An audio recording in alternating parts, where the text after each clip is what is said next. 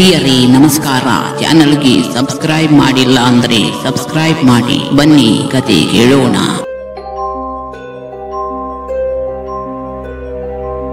ವೀರಾನ್ ನಗರದ ಮೆಂಟಲ್ ಆಸ್ಪತ್ರೆ ಎದುರು ಬೆಳಗ್ಗೆ ಆಟೋವೊಂದು ನಿಂತಿತ್ತು.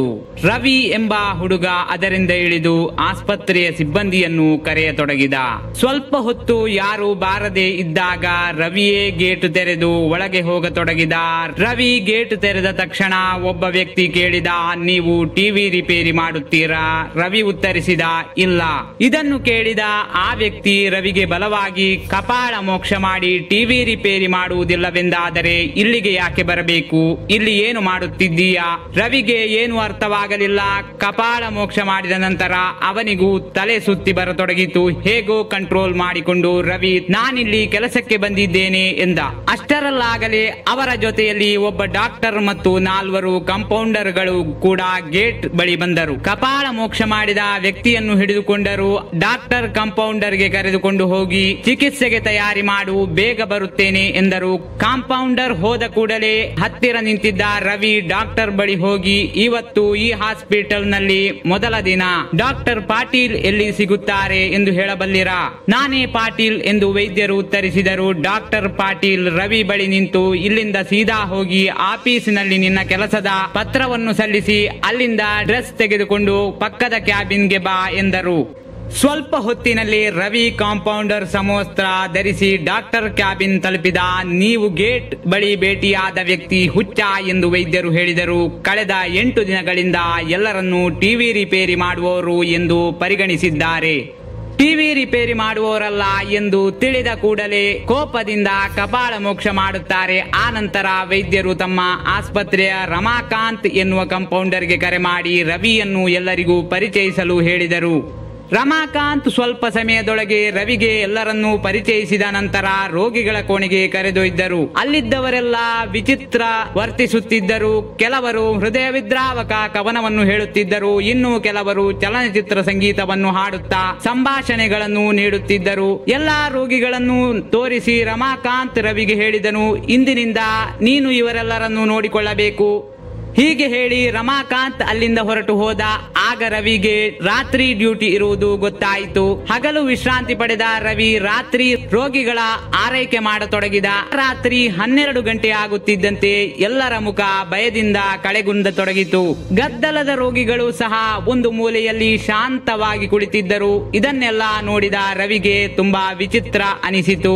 ಆ ದಿನ ರವಿ ರಾತ್ರಿ ಡ್ಯೂಟಿಯಲ್ಲಿದ್ದ ಡಾಕ್ಟರ್ ಅನ್ನು ಕೇಳಿದ, ಇದೆಲ್ಲ ಏನಾಗುತ್ತಿದೆ? ಎಲ್ಲರೂ ಏಕೆ ಭಯಪಡುತ್ತಿದ್ದಾರೆ? ವೈದ್ಯರು ಉತ್ತರಿಸಿದರು, ಮಧ್ಯರಾತ್ರಿ 12 ಗಂಟೆಯ ನಂತರ ಈ ಆಸ್ಪತ್ರೆಯಲ್ಲಿ ದೆವ್ವಗಳು ಸುತ್ತಾಡುತ್ತವೆ. ಆ ದೆವ್ವಗಳೆಲ್ಲ ಈ ಆಸ್ಪತ್ರೆಯ ಹಳೆಯ ರೋಗಿಗಳು. ಅವರು ಚಿಕಿತ್ಸೆಯಲ್ಲಿ ಸಾವನ್ನಪ್ಪಿದ್ದಾರೆ. ನೀನು ಹುಷಾರಾಗಿರು. ರವಿಗೆ ದೆವ್ವದ ಮೇಲೆ ನಂಬಿಕೆ ಇರಲಿಲ್ಲ. ಡಾಕ್ಟರ್ ಮಾತಿಗೆ ನಕ್ಕು ತನ್ನ ಕೆಲಸ ಮಾಡತೊಡಗಿದ. ಅದೇ ರಾತ್ರಿ ರವಿ ಒಬ್ಬನೇ ಬಾತ್ರೂಮ್ಗೆ ಹೋಗುತ್ತಿದ್ದ. ಆಗ ಅವನ ಹಿಂದೆ ಯಾರೋ ಇದ್ದಾರೆ ಅನ್ನಿಸಿತು. ಹಿಂತಿರುಗಿ ನೋಡಿದಾಗ ಯಾರೂ ಕಾಣಲಿಲ್ಲ. ಸ್ವಲ್ಪ ಸಮಯದ ನಂತರ ಅವನಿಗೆ ಮತ್ತೆ ಅದೇ ಅನ್ನಿಸಿತು. ರವಿ ಮನದಲ್ಲಿ ದೆವ್ವ ಓಡಾಡುತ್ತಿರಬೇಕು, ಅದಕ್ಕೆ ಭ್ರಮೆಗಾಡುತ್ತಿದೆ ಎಂದುಕೊಂಡ. ರವಿ ಬಾತ್ರೂಮ್ ಉಪಯೋಗಿಸಿ ಹೊರಗೆ ಬರುತ್ತಿದ್ದಾಗ ಕನ್ನಡಿಯ ಮೇಲೆ ಇವತ್ತು ನಿನಗೆ ಹುಚ್ಚು ಹಿಡಿಯುತ್ತದೆ ಎಂದು ಬರೆದಿರುವುದನ್ನು ನೋಡಿದನು. ರವಿ ಯಾರೋ ತಮಾಷೆ ಮಾಡುತ್ತಿದ್ದಾರೆ ಎಂದು ಅನ್ನಿಸಿದ್ದರಿಂದ ಅದ್ಯಾವುದಕ್ಕೂ ತಲೆಕೆಡಿಸಿಕೊಳ್ಳದೆ ತನ್ನ ಕೆಲಸದಲ್ಲಿ ನಿರತನಾದ. ಸ್ವಲ್ಪ ಸಮಯದ ನಂತರ ರವಿಗೆ ಜೋರಾದ ಕಿರುಚಾಟ ಕೇಳಿಸಿತು. ಅವನು ಶಬ್ದ ಬಂದ ಕಡೆ ಓಡಿದನು. ರವಿ ಅಲ್ಲಿಗೆ ತಲುಪಿದ ಕೂಡಲೇ ಒಬ್ಬ ಹುಚ್ಚನು ಹೊರಗಿನಿಂದ ಬಾಗಿಲು ಹಾಕಿದನು. ಹೇಗೋ ರವಿ ಬಾಗಿಲು ತೆರೆದ ತಕ್ಷಣ ಆ ಹುಚ್ಚ ರವಿಯನ್ನು ಗಾಳಿಯಲ್ಲಿ ಎಸೆದು ಬೀಳುವಂತೆ ಮಾಡಿದನು. ರವಿ ಬಲವಾಗಿ ಬಿದ್ದಿದ್ದರಿಂದ ಬೆನ್ನಿಗೆ ಆಳವಾದ ಗಾಯವಾಗಿತ್ತು. ಆಗ ರವಿಗೆ ಜೋರಾಗಿ ನಗುವ ಸದ್ದು ಕೇಳಿಸಿತು. ಇವತ್ತು ನಿನಗೆ ಹುಚ್ಚು ಹಿಡಿಯುತ್ತೆ ಅಂತ ಹೇಳಿದ್ದೆ ಎಂದು ಅದೇ ಹುಚ್ಚ ನಗುತ್ತಾ ಹೇಳಿದ. ರವಿ ಕೋಪದಿಂದ, ಏನು ಮಾಡ್ತೀಯ ಹುಚ್ಚ ಎಂದ.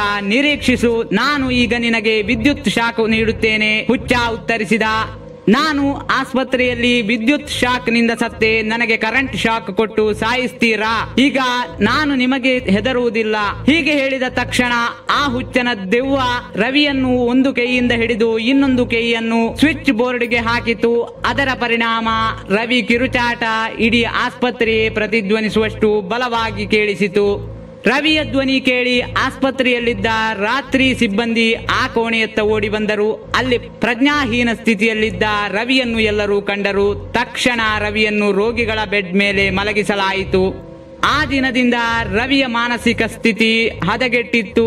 ಈಗ ರವಿ ತನ್ನನ್ನು ಆ ಆಸ್ಪತ್ರೆಯ ವೈದ್ಯ ಎಂದು ಪರಿಗಣಿಸುತ್ತಾನೆ. ಹುಚ್ಚನ ಸ್ಥಿತಿ ಹಾಗೂ ವೈದ್ಯನಾಗುವ ಭ್ರಮೆಯಿಂದ ರವಿ ಒಂದು ದಿನ ಬ್ಲೇಡ್ನಿಂದ ತನ್ನ ಹೊಟ್ಟೆಯನ್ನು ಕತ್ತರಿಸಿಕೊಳ್ಳುತ್ತಾನೆ ಮತ್ತು ಇದರಿಂದಾಗಿ ಸಾವನ್ನಪ್ಪುತ್ತಾನೆ. ಅಂದಿನಿಂದ ಪ್ರತಿ ರಾತ್ರಿ ಆ ದೆವ್ವದ ಆಸ್ಪತ್ರೆಯಿಂದ ರವಿಯ ಆತ್ಮದ ಕಿರುಚಾಟದ ಶಬ್ದ ಬರುತ್ತದೆ ಮತ್ತು ರವಿಯ ಆತ್ಮ ರವಿಗೆ ವಿದ್ಯುತ್ ಶಾಕ್ ಕೊಟ್ಟು ಹುಚ್ಚನನ್ನು ಮಾಡಿದಂತೆ ಹೊಸದಾಗಿ ಬಂದ ಆಸ್ಪತ್ರೆ ಸಿಬ್ಬಂದಿಗಳಿಗೆ ವಿದ್ಯುತ್ ಶಾಕ್ ಕೊಟ್ಟು ಸಾಯಿಸುತ್ತಿರುತ್ತದೆ.